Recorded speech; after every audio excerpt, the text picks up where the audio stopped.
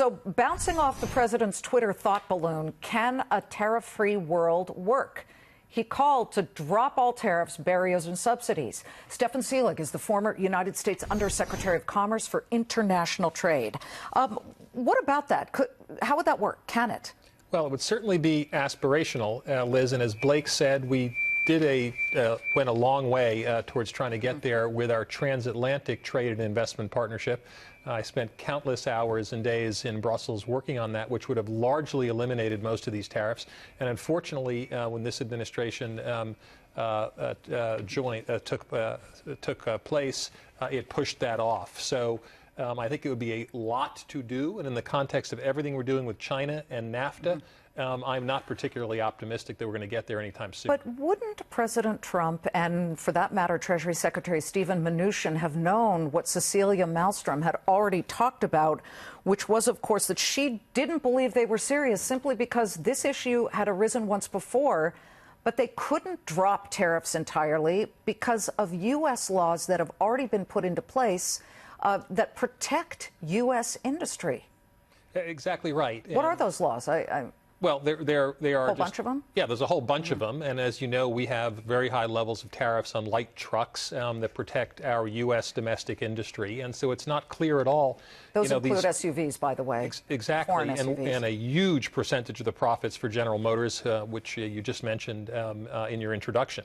So it's not clear at all that the U.S. Auto manufacturers would actually support this in the near term. Well, obviously, and there was so much tension when President Trump was with the G7 most recently, and you couldn't necessarily see it from the family photo, but everybody was wondering what really might happen here. And as you look at this prospect of a tariff-free world, I just think that it sure sounds good, but it seems problematic, correct? Yeah, it is problematic, and I think where we're getting into a little trouble here is I think the president and his team have rightly identified some real issues, and whether they're automobile tariffs or the issues we have with China, the question is, are the policies and the way we're going about doing this likely to lead to success? And implicit in your question, is this something that is in the realm of the possible? Well, could we get to the auto tariffs? And we're talking about foreign cars coming into the United States, where the president, before the meeting, was very strong and said,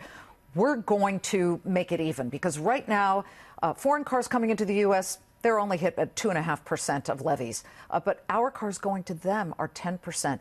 If Jean-Claude Juncker is being serious about it, and when he says we should be lowering tariffs, well, we don't have that much farther to go. I mean, we're almost standing on a pancake. It's not that big a jump, but the Europeans are the ones who really should be lowering their tariffs, no? But last Tuesday, there was an opportunity for comments to be taken on these potential tariffs at the Commerce Department, and there was near universal criticism for this policy.